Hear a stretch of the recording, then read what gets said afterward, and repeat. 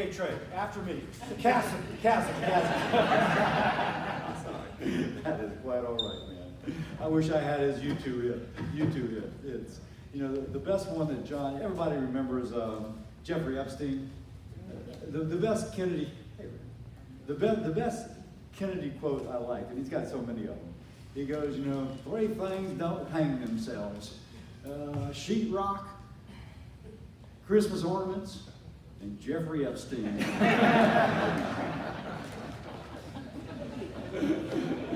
I mean, every politician should study John Kennedy in terms of how to get on YouTube. You know, he does a really good job. And we get along fabulously. I thank y'all for being here. I'm going to mention something that you hate, but I kind of like, for what it represents. We're driving here, and there is a long line of traffic coming from Livingston into EBR. And not stopping at EBR, but a lot of times going over that bridge, going down to. And when that tells me, of course, you see traffic and it pulls your hair out and you're sick of it, and I see, wow, Livingston Parish still has lots of people. Livingston Parish has grown. Livingston Parish is providing workforce that keeps the industry in Louisiana growing. Livingston Parish has the type of people that when someone says, where am I going to locate my business? They decide to come to Louisiana because we got a well-trained workforce that's going to show up, pass a drug test, and make sure that their entity itself grows. Now, we got to do something about that traffic, but we should celebrate the good things about Livingston Parish. I just want to say that. Other parishes wish they had your problem. I want to pause here just for a second because I was also coming here thinking of all that timber. And so, Trey, you kind of alluded to it. But in your prayers, will you remember Western and Central and North Louisiana? Speaking of Christmas ornaments, right now, if you put up a map and you look where those fires across our state, they are all through that timberland. And there's a wind whipping that stuff. I got a call last night from a guy who owns a lot of timber, and he is like, we need bulldozers because we can't fight it with water. We just got to create some sort of fire break. People are coming from Texas. The National Guard is there. But if you just remember that in your prayers, remember that in your prayers. And Trey, you kind of touched on it. So just to say that. Let's talk a little bit about what I'm doing in D.C. because what I'm doing in D.C. is trying to help Louisiana be a more prosperous place. I'm trying to make it so that when I go to Houston in 10 years, somebody stop. Right now, if I ask everybody to raise their hand of somebody that's moved to Texas, everybody's going to raise their hand. I'm trying to make it so when I go to Texas and I say, you know somebody who's moved to Louisiana, everybody raises their hand. And that's their goal. And we can get there. I truly think that 2023 is going to be a year where we say, wow, we're going to look back and we're going to see that Louisiana begin to rise. And every parish will have a story similar to that of Livingston. That you got people here that are a workforce that is making the rest of the state more prosperous, and it is just going well. That's my goal. Now, if we're going to say, what are some of the problems? My gosh, Livingston could list some problems. Your flooding has been incredible. So can we do something about flooding, for example? Can we do something about Lower Livingston having a problem with kind of, the marsh coming up? We could go down the list. Can we do something about broadband internet? I remember, because I think of you, I also think of St. Helena. A woman moved back to St. Helena to be on the family property trying to commute using a Wi-Fi, telecommute using a Wi-Fi, and she didn't have broad enough signal. She could not continue to live in St. Helena because she could not get that kind of signal. And we know what that means for the children that are educated there. They don't have that same access. So you have a bright child who wants to study physics online, but she doesn't have the internet that allows her to do so. So we can look at our infrastructure and say, my gosh, we got to do something to catch us up to 2023.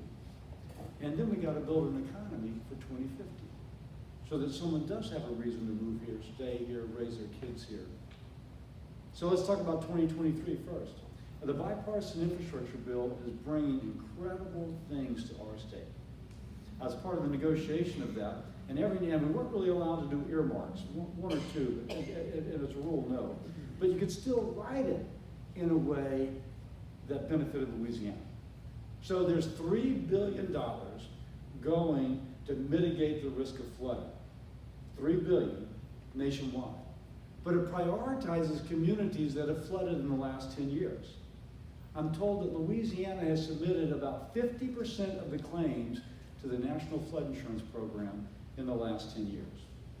Now, that's almost an earmark, right? We get 50% of those dollars. We get 50% theoretically of those dollars, of that $3 billion to help mitigate the risk of flooding in our community. There's 5.9, speaking of, let's stay on flooding for just a second. There's $3 billion going for coastal restoration. Now, coastal restoration, if you can restore our coastline, if you can build those barriers from the high water coming up to us, we're going to further decrease our risk of flooding. $3 billion prioritizing communities and states hit by natural disasters in the last 6 years. That's like us in the Northeast. Again, that's an earmark almost by another name. So hundreds of millions of those dollars have already come to our state to build that coastal, and you are a coastal parish, coastal protection. The money so far is going down to the bayou. The bayou's been hit the most. Also going a little bit over to Cameron, but it's going to come this way as well. There's also, you're part of the Lake Pontchartrain Basin District. There's $10 billion coming every year for 5 years to that Lake Pontchartrain Basin District, which is going to help with sewer and water and flood protection and other things as part of that.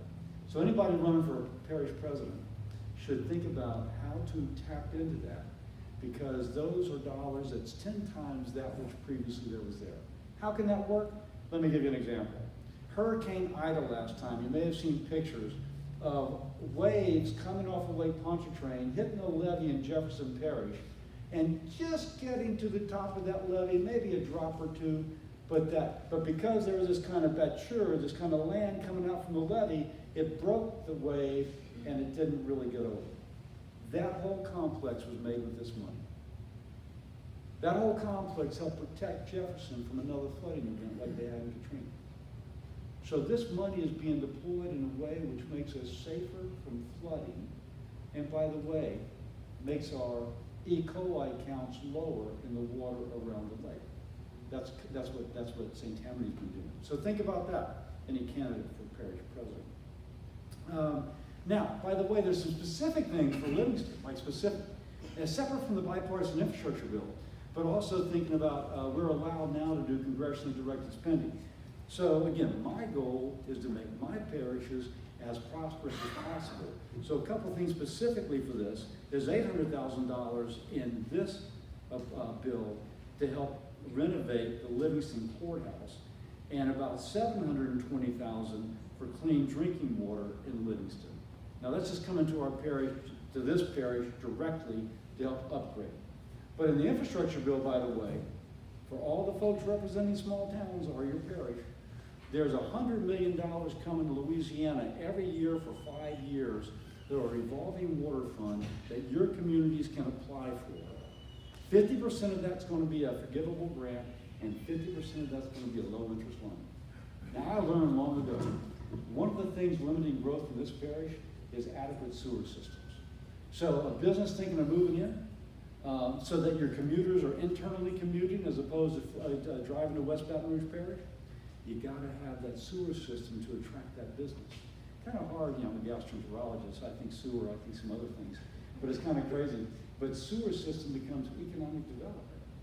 And that's how this parish continues to grow with an internal commute instead of people leaving. They just go from one place to another in this parish.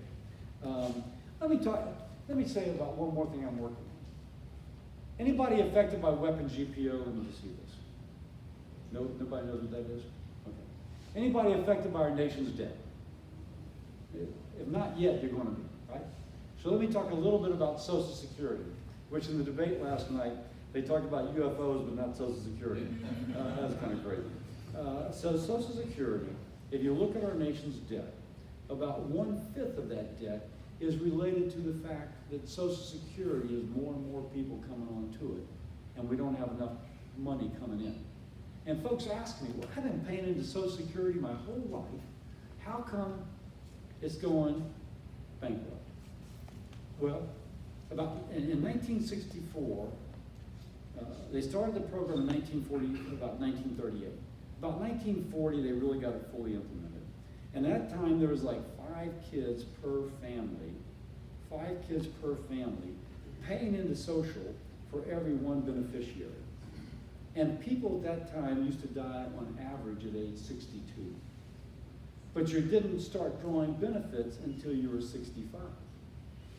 Well, now we only have about 2 kids per family.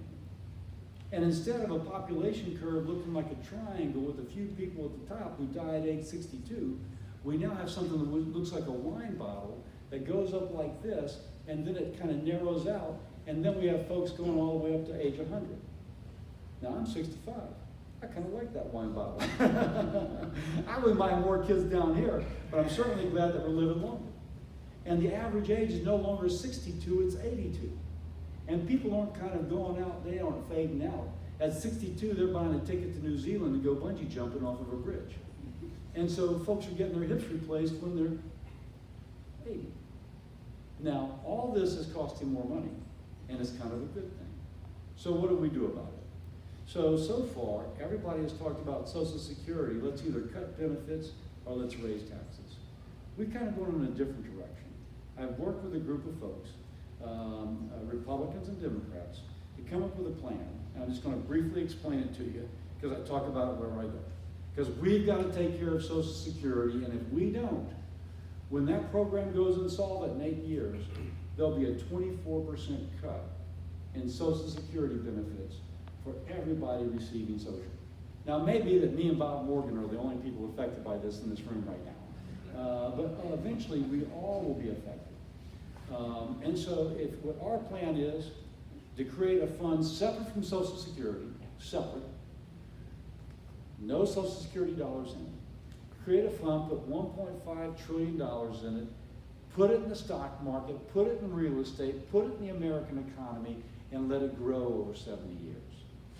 And as you let it grow, taking all the dividends and all the proceeds and putting it back in, it grows so big that it takes care of 70% of the problem. By the way, what is that problem? If we try and borrow our way out of this 24% cut, it'll be a $560 trillion shortfall. Trillion, which will be 1/5 of our nation's debt. Sheriff, you must be in the WIP GPO. You must be in the WIP GPO thing. Every public official, if you don't pay Social Security, Captain, you pay Social Security? So anybody that doesn't pay Social Security, but you're in the school system or in the federal or in the state system and you're only paying into the state pension plan, you get a tremendous cut on your Social Security. But that's a different issue. So point being, we got a $560 trillion shortfall, 1/5 of our nation's debt, and we've got a plan over here that takes care of 70% of the problem. Now we've got to do something else in that other 30%, but we take care of 70% of it, and by the way, we repeal weapon GPO. We also put in some work incentives. Anybody that's over 65 right now, if you go back to work, after you start to draw your social, you get a $1,000 a month hit on your social. Like, why do I go back to work if I'm going to get my social cut by $1,000? We eliminate that too. It makes people after 65 more likely to continue to work.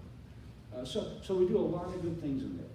We had 7 Republicans and 7 Democrats who were willing to go on the stage and support the program. We thought we had a solution for social.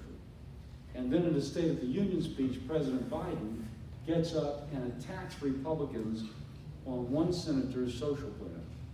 Doesn't talk about ours with 14 senators supporting it. That would have been the solution. He talks about one guy's problem, one guy's plan that he thought he could make political hay on. After that, we look at each other.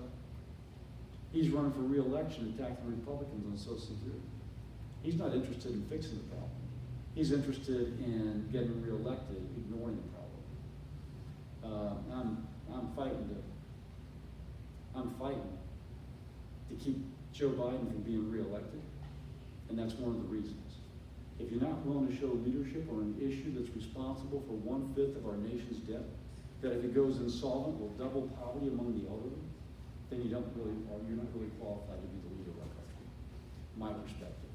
And you can't say we're being partisan because we had a bipartisan group of senators. That said, That said, we're working on that, and of course, I love to talk about that just because I do think it's such an important issue. I'm up there to want to bring prosperity to my state, and then to solve the problems that are going to be important to the individuals in my state and in our country. And one of them is if social goes insolvent, and your mother or your grandfather gets a 24% cut in their benefits, how are they going to pay their rent? That's going to be a huge issue for us. Lastly, let me say this, and I'll take a question or two if you have time. National Flood Insurance Program. The premiums are going sky high. What can we do about that? Well, a couple of the things we can do about that is to decrease our risk of flooding. We can decrease our risk of flooding by $3 billion in the bipartisan infrastructure bill, most of which will come to Louisiana, or a lot of it will, to mitigate your risk of flooding. That's long term. Coastal restoration, we've talked about that. That's long term. In the meantime, though, we also want to correct that flood insurance program. I've got a bill up there working with other senators. We think we'll have a hearing on it in October that will see if we can't reform it. To cap the rate of increase so it doesn't skyrocket like that. To cap the rate of increase and to put in other things that make sure that the flood insurance program remains affordable for people who are using it, accountable to the taxpayer, sustainable for society.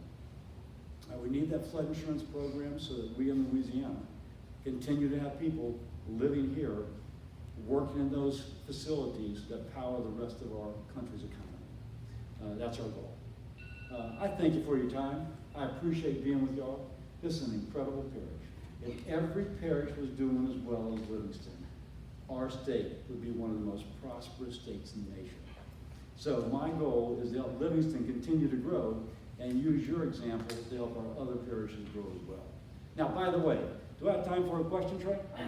Anybody got a question?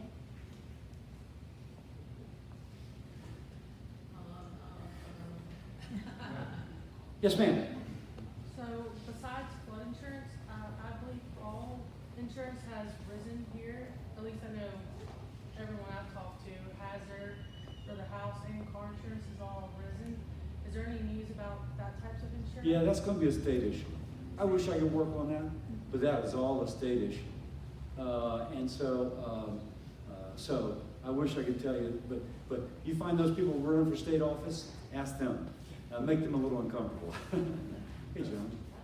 Yeah, so thank you for talking about Social Security and actually being someone to take that, I guess, bullet per se. Can I pause for a second? Yeah. This guy doesn't have a lick of gray in his head, Yeah. and he's asking about social. Yeah. Usually it's the people with a little bit, you know, and of course I'm always suspicious when someone shaves their head that they're getting rid of the gray. Well, I do own a bunch of hair salons. Can you do something about mine, man? We got you. So, you talk about Social Security. I think one of the biggest problems is we have a lot of undocumented wages, especially in our industry. Underreported wages. I know the restaurants get a tax credit for incentivizing their employees to report wages. And in my industry, we're very tip oriented, and we do not get that as well. So I think there's some legislation in Congress right now that would, revert that to salons and spas as well, that would incentivize more reporting of wages and, of course, get the Social Security trust fund, be a small part of that. So have you, in your conversations with other senators, have y'all talked about undocumented wages and underreported wages? We've not talked about that, man. What a great idea. Yeah. Brian, how are you, man? Right here. Brian, we take that down and we talk to, I think it's Sam West. Everybody knows Brian McNabb, by the way. Brian, stand up just because people know. He's my staff lead. What you don't know about Brian, Brian's now in the movies. Oh yeah, believe me. The only reason I'm keeping him right now is because the screenwriter strike is keeping him off the stage and screen. But anyway, he's now in movies. But anyway, that's a great idea, and we'll take that back. Yeah, that's great. Anyone else? Yes, ma'am. As you know, CMS, instead of passing laws, they continue just to write rules and regs that affect the American people, the folks of Louisiana. Is there a way to stop the Biden administration? No. Yes. Yes? Yes. Beat Biden in 2 years. Right. Yeah. But not now. Not now. They're taking rules that were clearly written by Congress, and they are twisting them. The debt ceiling deal, for example, so frustrating. The debt ceiling deal negotiated, okay, if you're going to pass a rule that's going to cost money, like their student loan forgiveness, which is going to cost like $40 billion, you've got to pay for it, as opposed to just writing a rule that costs $40 billion. The next day, the woman that negotiated on behalf of the administration, who I like personally, she's just taking orders. She goes, yeah, but the president can ignore that if he wants to, and we plan on ignoring it. So the day after the debt ceiling deal, they're saying that they're breaking the deal. And so they are writing rules that are clearly against the intent of Congress and saying, sue me.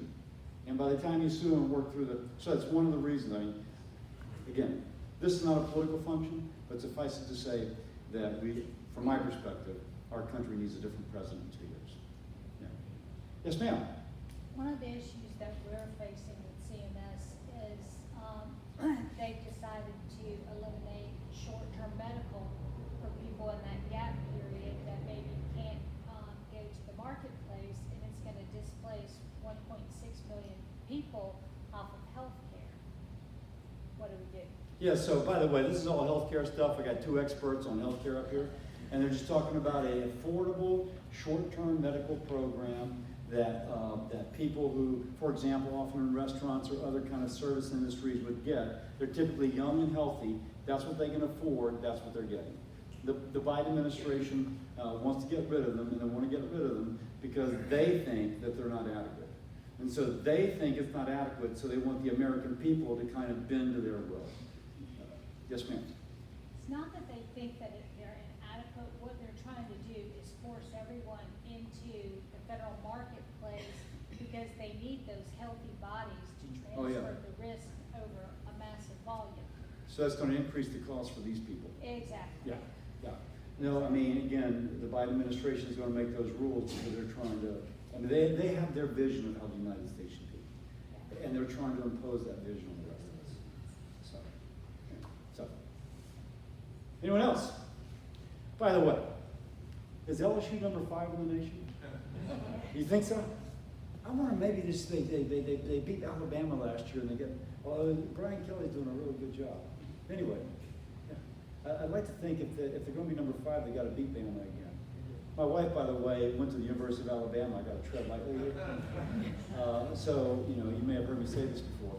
But what do you call a woman from Alabama that marries a guy from Louisiana?